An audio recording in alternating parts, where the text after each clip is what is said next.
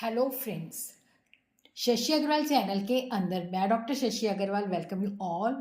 तो आज हम लोग बहुत ही इम्पॉर्टेंट क्वेश्चन जो है explain consumer equilibrium with the help of indifference curve analysis को अंडरस्टैंड करेंगे। अगर आपको मेरा ये एफर्ट सही लगता है तो इस वीडियो को लाइक कीजिए, शेयर कीजिए तथा मेरे चैनल शशि अग्रवाल को सब्सक्राइब कीजिए। तो सबसे पहले हम देखते हैं कि जब हमने एग्ज़ाम के अंदर इसको अटेम्प्ट करना है तो मीनिंग लिखिए, कंज्यूमर इक्विलिब्रियम का मतलब क्या होता है, फिर उसके अजम्पशंस लिखिए, फिर उसके बाद कंडीशंस, दो कंडीशंस हैं, फिर उन कंडीशंस को आप एक्सप्लेन करिए। अगर आप चाहो तो इंडिफरेंस कर्व और प्राइस लाइन भी बीच में बता सकते हो, बट ज़्यादातर बच्चे जो है कंफ्यूज हो जाते हैं, तो सीधा कंज्यूमर इक्विलिब्रियम से ही शुरू करो। एग्जाम में हमने इसको इस तरह से लिखना है, कंज्यूमर इक्विलिब्रियम, उपभोक्ता का संतुलन।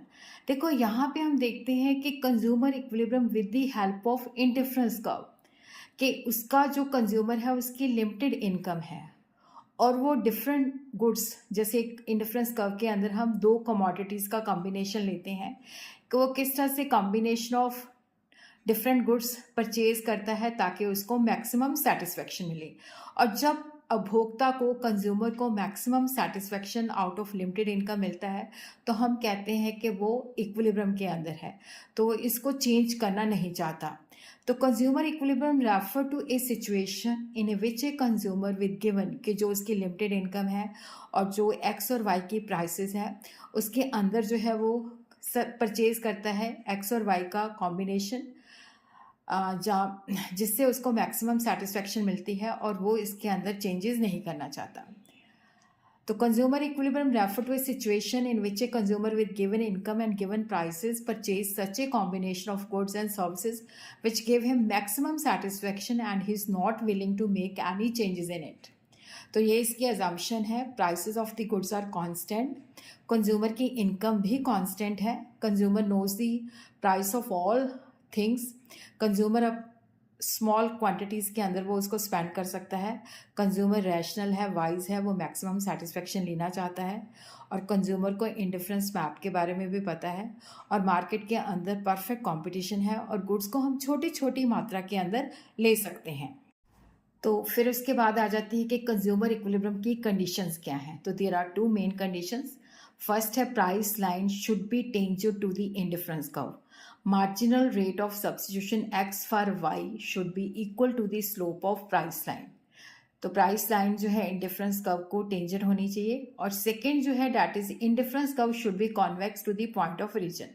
अब हम इसको डायग्राम की मदद से जो है इसको एक्सप्लेन करते हैं। तो फर्स्ट जो हमारी कंडीशन है कि price line should be tangent to the indifference curve, slope of marginal rate of substitution should be equal to the slope of price line. तो यहाँ पे कंज्यूमर जो है तभी संतुलन में होता है जब इंडिफरेंस कर्व, जहाँ पे वो हाईएस्ट अटेनेबल कॉम्बिनेशन लेता है, वो इसकी बजट लाइन को जो है टच करता है या टेंजेंट है।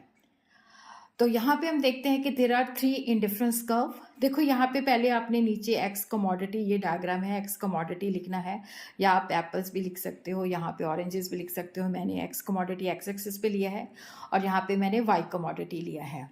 और ए बी जो है that is the price line, जो हमारी बजट लाइन है। और यहाँ पे इंडिफरेंस कर्व 1 है, 2 है, 3 है। देखो इंडिफरेंस कर्व 3 जो है हमारी बजट लाइन से बाहर है। इसका मतलब है कि जो इस पे कॉम्बिनेशन है वो हम नहीं खरीद सकते क्योंकि हमारी बजट लाइन हमें परमिट ही नहीं करती। उसी तरह देखो इंडिफरेंस कर्व 1 जो है इसको सी बिंदु पे भी टच करता है, ई बिंदु पे भी टच करता है। तो ये टेम्परेरी इक्विलिब्रियम है क्योंकि उसके बाद भी हम देखते हैं तो प्राइस लाइन जो है ऊपर है और इंडिफरेंस कर्व नीचे है। इट मीन्स कि हम अपनी पूरी इनकम को स्पेंड नहीं कर रहे और मैक्सिमम सेटिस्फेक्शन नहीं ले रहे। और जो डी पॉइंट है यहाँ पे हमारा इंडिफरेंस कर्व 2 जो है that is a tangent to the price line, और यहाँ पे हमारी कंडीशन सेटिस्फाई हो रही है। और यहाँ पे हमें इतना जो है वाई कमोडिटी और इतना जो है हम एक्स कमोडिटी ले रहे हैं, तो हमें जो है मैक्सिमम सेटिस्फेक्शन मिल रही है। और कंज्यूमर जो है डी बिंदु पे जो है इक्विलिब्रियम में है। तो इसकी आपने इस मतलब डायग्राम को देखते हुए हल्की फुल्की एक्सप्लेनेशन भी लिख देनी है। और जब ये इक्विलिब्रियम में होता है तो marginal rate of substitution x और वाई जो है that is equal to the price of x divided by price of y. उसके बाद हमने दूसरी कंडीशन बतानी है कि इंडिफरेंस कर्व जो है that must be convex to the point of origin, कि जब इक्विलिब्रियम में होता है, जब इसको वो टेंजेंट होता है तो उसकी जो शेप है that should be convex to the point of origin. क्योंकि ये कन्वेक्स का मतलब होता है कि जो हमारा marginal rate of substitution x y y है ये डिमिनिश करता रहता है। जैसे जैसे हम वाई की जगह पे एक्स को सब्स्टिट्यूट करते हैं तो पहले से हम वाई की मात्रा को कम सेक्रीफाइस करने के लिए तैयार होते हैं, पहले ज़्यादा फिर उससे कम। लेकिन जब इसकी शेप जो होती है कनकेव होती है तो यहाँ पे हमारी जो diminishing marginal rate of substitution की कंडीशन है वो सेटिस्फाई नहीं होती, वो वायलेट होती है। क्योंकि जैसे जैसे हम एक्स को वाई की जगह पे सब्स्टिट्यूट करते जाएंगे तो पहले से वाई की ज़्यादा मात्रा छोड़ने को तैयार होते हैं, तो वो हमारी कंडीशन के खिलाफ जाती है, वायलेट करती है।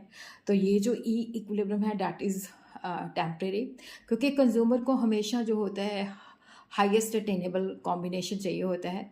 तो E1 जो है उस पर हमारी कंडीशन भी पूरी होती है कि हमारा जो marginal rate of substitution x bar y है डैट इज़ डिमिनिशिंग और इसकी शेप जो है that is convex to the point of origin।